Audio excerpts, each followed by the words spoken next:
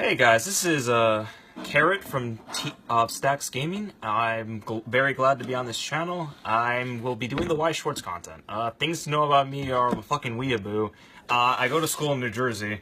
My friend, who's the cameraman, is as weeb as I am. Probably even more. I don't know. And yeah, so what I'm gonna do right now for this video is a deck review of my very first competitive deck of Weiß Schwarz, Nisekoi.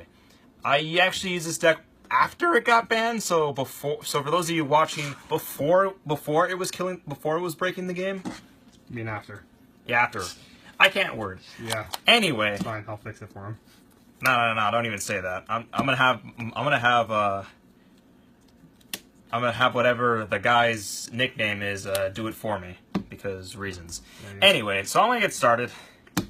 And after the deck profile, I'll have a match showcased where I showcase the deck, and I'll probably get sacked by my lovely cameraman.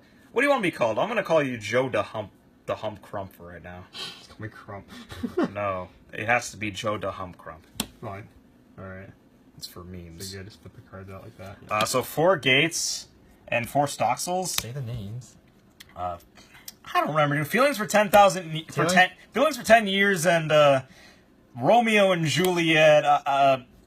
Bazinga or other. I actually forgot the names of these cards. I don't remember. I just remember that. I don't, dude. I don't remember the name of the Stoxel. Who does? So yeah, this is for those of you who don't know. Stoxel is I could put a red card from my waiting room into stock and give all my characters that are currently on the field +1 soul for the turn. And yeah, there's combos that go with each one of these, but I'll explain those later when the cards actually come up for legitimate reasons. So for the level 0 lineup, 3 of this 1/5 Chitoge. She's a level 0 bomb, and at the start of your opponent's attack phase, she can move to the middle slot of the front row, so she's kind of like a runner. Not really. It's a limited runner. But she's still like a huge, important part of the endgame. I should have 4, but I'm YOLO, so I'm just going to run 3 for now. 2 of this Kosaki. During your opponent's turn, if he has 3 or less characters, she gains +2k, so she's a 3/5 wall. And on play, I could pay 1 stock if I have 2 pen the Promise of Memory, which is the event that I'll show you at level 1. I can search back for a key character and add it to my hand. So another nice wall for the deck to have. And key is the entire deck's trait, pretty much. There's nothing in the deck that doesn't have it. For those of you that don't know, because Weiß Schwarz is basically all archetype and stuff like that. The whole game functions on name and traits, which are basically your different archetypes. For those of you that know. So 2 of this 0/1/5 Marika. Basically, on play, I can discard a climax and salvage a key character. And on play, I can look at the top card of my deck and either leave it there or put it in the waiting room. So she's really good for just discard outlet and top checking. Because top checking is really good in this game. And honestly, a lot of cards in this game won't be able to do that. Because attacking involves looking at the top of the deck and whatnot. And another thing that's important about her is that because of the fact that her abilities both have the same timing, you can do them whichever order you want. So you can do the check top deck effect, and then if you want the card, you can send it to the waiting room. For those of you that don't know, yes. For those of you actually starting to play Weiß Schwarz and can't understand the cards because Japanese, yes. 3 of this Marika Brainstormer. On attack, I can give a character give a key character 1k, and her Brainstorm effect is pay 1 and tap 2 characters. To brainstorm for each climax I hit, I can search back for a key character. Kind of a basic brainstormer, and plus titties. This is my tech. It's a 1k Chitoge brainstorm. Basically, whenever a key character of mine gets reversed, I can give a key character. What was it 1k? Yeah, 1k. And she's a spammable brainstormer where for each climax I hit, I get to give a key character 2k. This is good for my endgame. And potentially getting the salvage combo off that I will barely use, but mainly for the endgame to go off. 2 of this 500 Chitoge.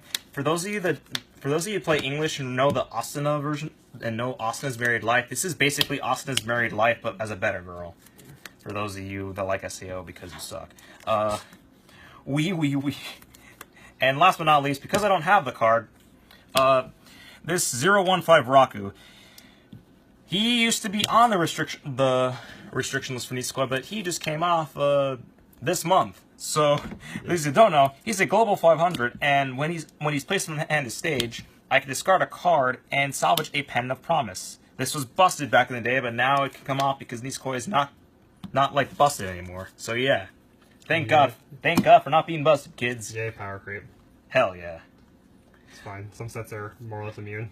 Yeah, I mean this power. I mean it ain't Vanguard, so YOLO. So I'm gonna get to the pendant. So I'm gonna go to the main juicy part of the deck. So this is the Pendant of Promise, the thing that makes Nisekoi itself. The entire sub mechanic of the series. So there's two pendants of promise here. This is the red pendant, and this is the yellow pendant.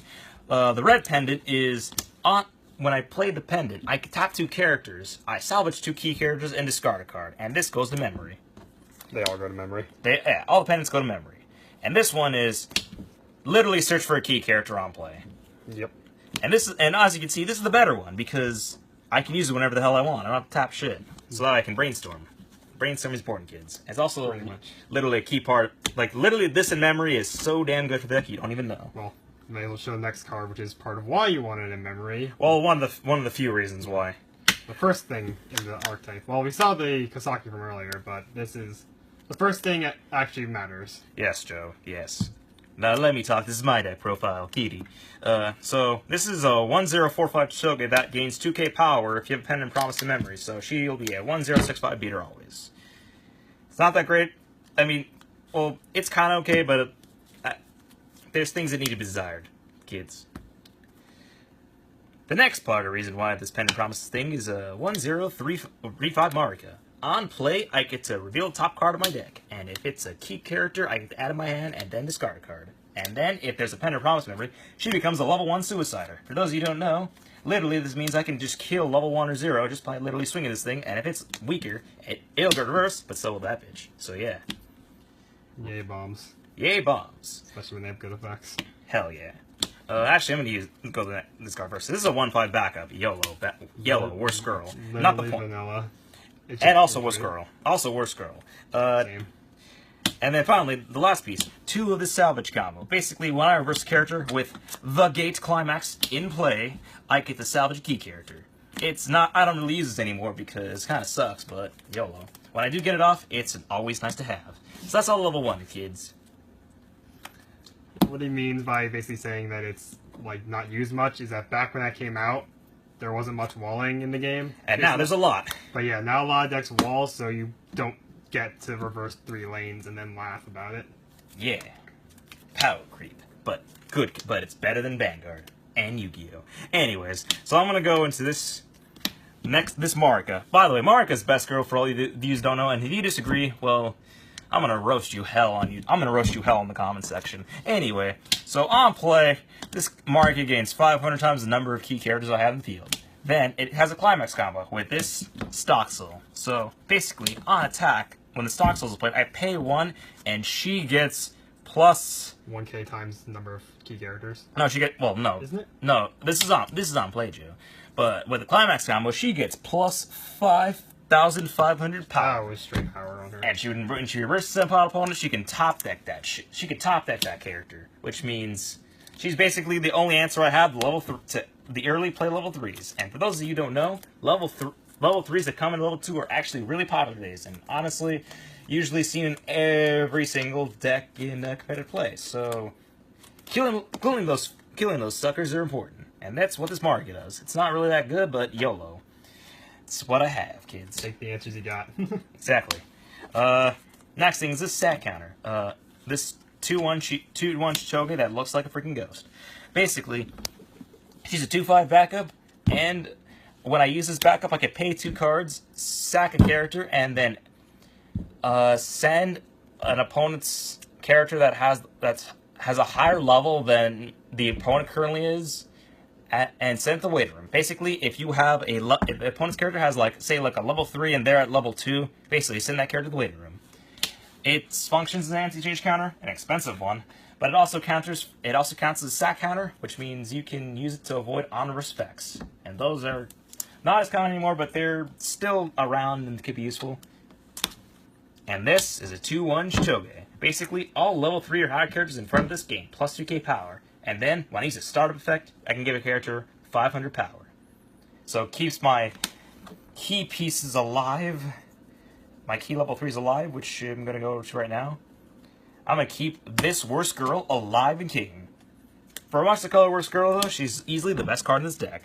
Basically, when I can play her if I have 2 or more pendants of memory, 2 more pendants in waiting room. Well, she comes down a level early. Exactly, so she comes at level 2. Also, if you have 2 or more key critters, she gains 1k, so she's easily going to be 10-5 by herself. And then, when you play her, you can search deck for a key character. That's right, kids. It's literally a cantrip event summon. Yay. On a worse girl. But still the easiest part of this. It's still the most key part of this deck. It's a really strong cantrip because it's a choice. Exactly. He understands. Because he got nated by this deck a lot back when it was good. And I've played the bad version of it. Oh yeah. Excessively. He plays English Nisekoi, and that's just terrible. Anyway, I'm gonna play 2. Next, I play 2 of this Shoge. On play, she heals. And the second effect is I can pay 1, tap 2 characters, and she gets 2k power, and on reverse, I get the top deck a character. She's a healer, and sometimes that top decking effect might matter. Maybe. I don't know. This deck doesn't gain a lot of stock. Sometimes. You'll see that in the match video, probably. And finally, the card that's literally at 1, Marika. So this amazing best girl of a card is at limited to 1, because at 3 this card was nuts. I'm going to tell you why. So, if you have 2 or more key characters, 2 or more pendants of promise in memory, she gains on attack burn 1. But that's not all. When she reverses her battle opponent, I get to pay 2 stock, discard 3 cards, and this deck gains cards like literally nobody's business. It's just amazing. So after you reverse and pay the cost, you get to a restander, and you go do this once per turn.